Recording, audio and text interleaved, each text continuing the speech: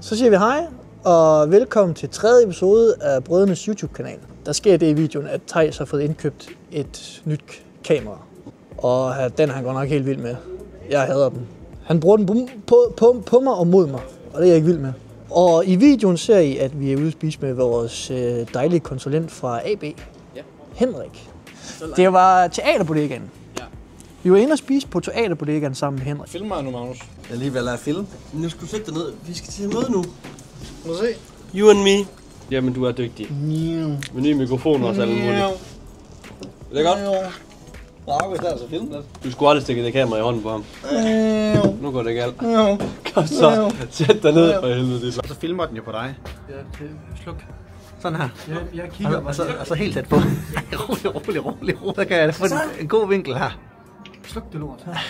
Jeg skulle bare lige se, hvad det var. Den skal med, når vi skulle spise. Nej. Sluk det lort, eller så kommer du ud. Jeg bliver aldrig kameramand, kan jeg mærke.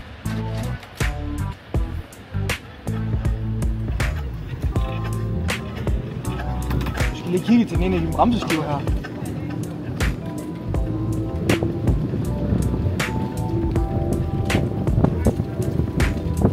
Hvor er det, vi skal hen?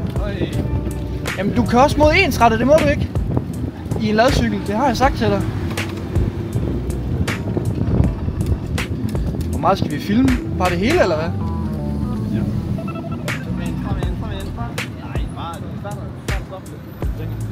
Sådan der, Theis. Jeg hader det her, kan jeg mærke. Imellem dem. Det bliver lidt farligt. Så fylder vi meget vejen. Hvad sker der? Åh nej. Shit.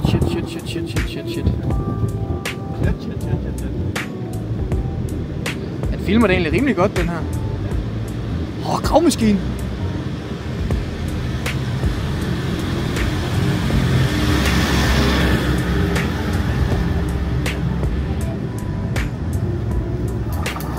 Det kommer til at gøre halvt, det her. Shit. Det var lidt hyggeligt. Hvad synes du om Theis' kørsel i den der ladcykel der? Har han styr på det? Nej. Overhovedet ikke. Der var noget med bremseklods.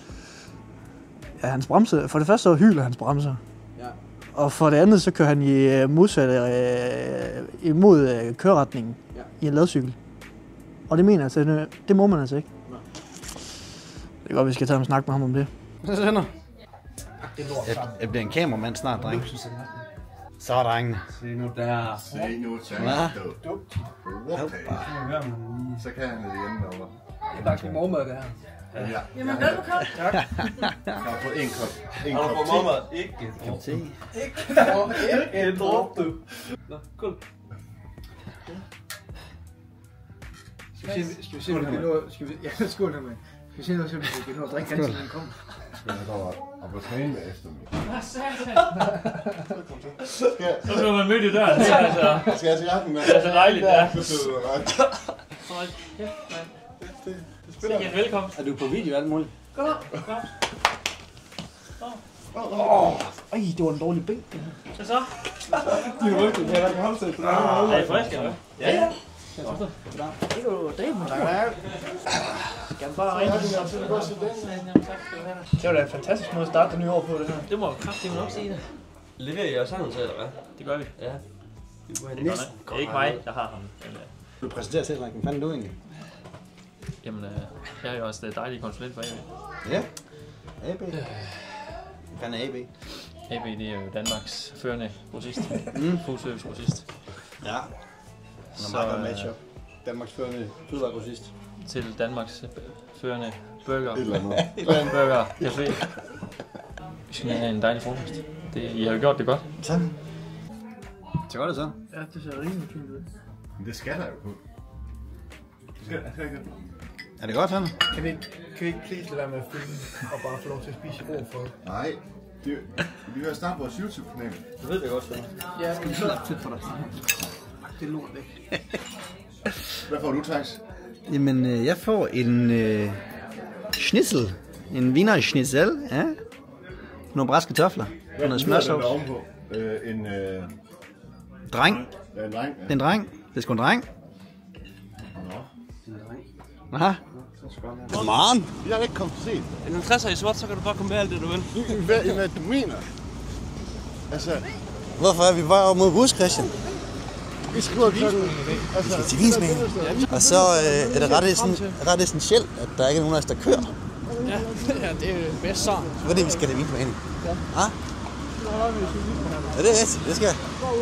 Men jeg skal lære at bruge sådan en kamera her, jo. Skal jeg pakke det lort væk? Se de to der. Hvem kom for sent for morgenen af? Ja, hvem tror du? Jeg har et godt bud. Du får et gæt. Det kunne være Mads de Grubak. Rigtig. Ja, der. Ja, Mads han kommer så også for sent igen. Og det er da vi skal ud til Østjysk Vinforsyning for at smage på vin. Klokken 10 en fredag formiddag. Det var fandme en sjov dag. Resten af dagen. Der er vi ude ved Esben og Thomas. Esben er min farbror, og Thomas er min tantes mand, som er en del af Østjysk Vinforsyning, hvor vi er derude og prøve at smage nogle vin til Æbletoft. Det blev delt med en sjov dag til sidst. Er du kommet for sent? Jeg har overhovedet ikke kommet sent. Vi aftalte, vi skulle mødes klokken 9. Jeg har beviser. Nej, vi aftalte, Jeg skal se beviser. vi skulle mødes klokken 9. Et eller andet, I har aftalt inden. Overhovedet ikke. Det gider jeg bare ikke. Men når man kommer julende, så er det 10 minutter for sent. Men jeg viser du det der billede? Ja, skal jeg vise her? Du viser det billede der. Hvad står der oppe i hjørnet? Mødes klokken 9.09 på Borgade Og fredag. hvad står der på det billede der, som Jamen, jeg det er er jo ved at ikke, det kigge? har ikke noget med det at gøre. Nu skal du se. Nu skal folk se, jo. La Musica. Der står noget. Kom så. High five. Men vi skal på det der. Nej. Der står der check ind lige her. Ja. Hvorfor er det sådan? Pak nu det der. Luft det lort. Ostjysk vinforsamling. Vin for saunings. Hvorfor er det, vi er her? Vi skal have en drikkevarer. Hvorfor lige her? Det er fordi min farbror, han er medejer af Østjysk Vinforsyning, sammen med min tantes mand Thomas. Så vi vil se, om de kan lave nogle gode priser til os. Jeg skal ind og hakke mig selv fuldstændig ned her klokken 9 om morgenen i fredag. Det er Freja. Fuldstændig, kan jeg godt fortælle dig. Det er Freja, det må vi Sådan gerne. det. Hvad siger du, Måns? Ja, det skal jeg da også. Nå, okay. Det er bare sådan en standard fredag for os. Hver fredag. Det bliver det jo. Hver fredag. Ja, Huha. Skal vi lave sådan en visning hver fredag? Sådan der. Du har lovet mig, at du vil lave en TikTok-dans. Vi skal lave, hvad... Den der, du viste. Kan du huske, Fortnite, der kunne du alle mulige dans. Ja. Du er god til det der. Du kunne den der... Nej. Kan vi lave den? Kan vi ikke godt komme ind og... Ja, skal vi ellers på noget vin, eller hvad? Let's go. Jeg synes, vi skal pakke det kamera der sammen, og så siger vi tak for i dag. Så står vi inde i Østjysk Vinforsyning. Det er godt på det. Har du ikke taget møs på, eller hvad? Merch. For nu den trøje og de bukser. Ja, hvorfor er det, vi går så mange trøjen bukser, Marms? Det er faktisk gerne høre. Hvorfor jeg gør? Ja. Det er behageligt.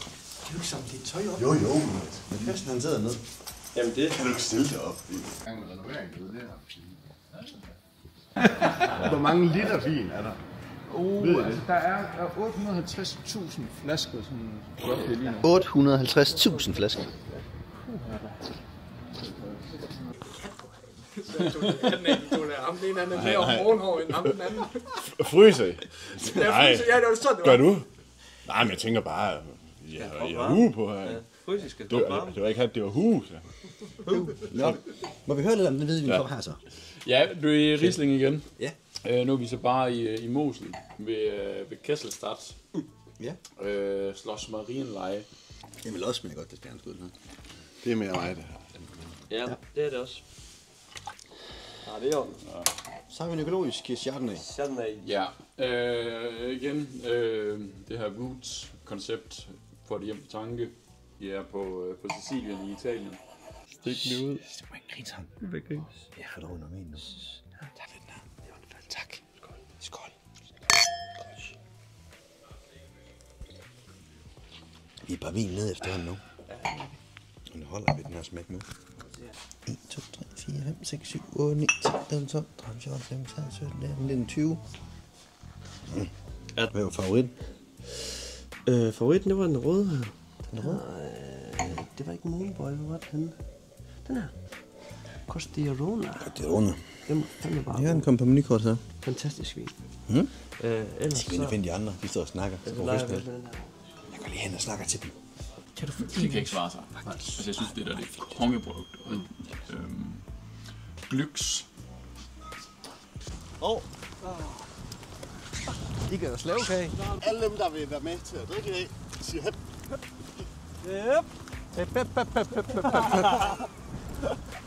Det er en sjov bustur hjem, der her. Ja, men det skal jeg komme til dig. Nå, vi kommer til tiden næste gang. Så vil du være kommet klokken 9, som vi aftalte. Hold nu kæft, Så er du det var 9 kommet over. kontanter som alle de andre. Det var 9 over, sønder. Nej, Borgade 0909. nej. 09 på Rejsesag. Jeg vidste, du kom for sent. Jeg vidste, du kom. Jeg kom ikke for sent, jeg kommer. Jeg er på Borgade 09. 0910. Hold nu. Og hvad vil du have, vi skal sige? Hvad vil vi lavet i dag? Jamen i dag har vi været ved Østjysk Vinforsyning. Smager noget dejlig vin. Der var både nogle bobler, og så var der noget af det der... Er det hvide? Ui, der kommer også en cykel. Koldt. Er du rød øjne engang, Chris? Og så er de... Nej, det tror jeg ikke. Kom så de wee. Nede i Toskana. Var det der, du var med din bedstefar? Yes. Var det godt? Rigtig. Ja, det var sgu... det var fandme sjovt. Hvad lavede I? Ja, vi er jo til vinsmagning. 25 vin, var det du sagde? Der omtrent.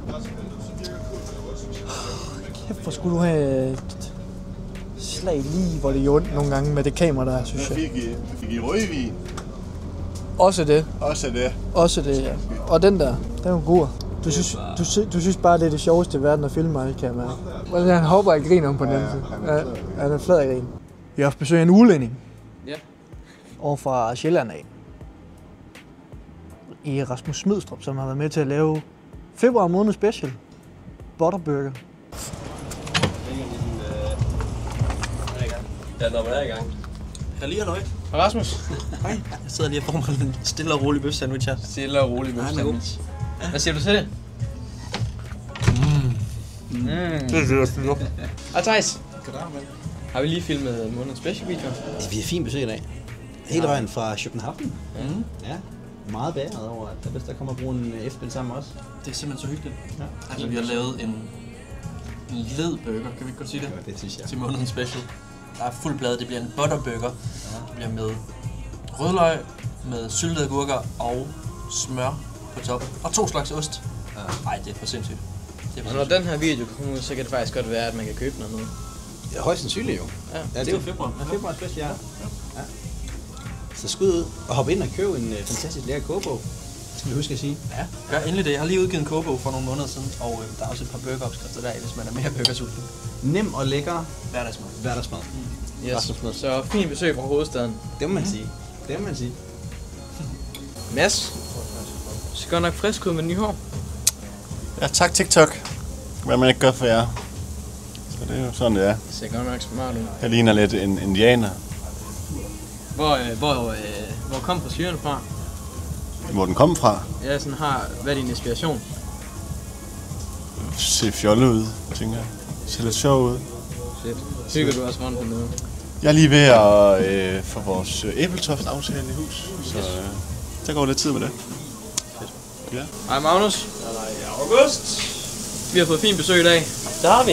Rasmus Smidstrup. Fantastisk fyr. Og vi er faktisk ved at lave hans måneds special her til... Har du smagt den?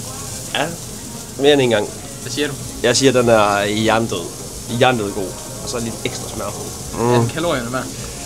100%. Men hernede, der er alle kalorier værd. Det ved du godt. Er det ikke sejt? Jo, det er fucking griner. Hvad laver du? Nu har det været mig op. Den i månedens. Butterburger. Butterburger. Og masser ud i køkkenet også. Jeg elsker den her.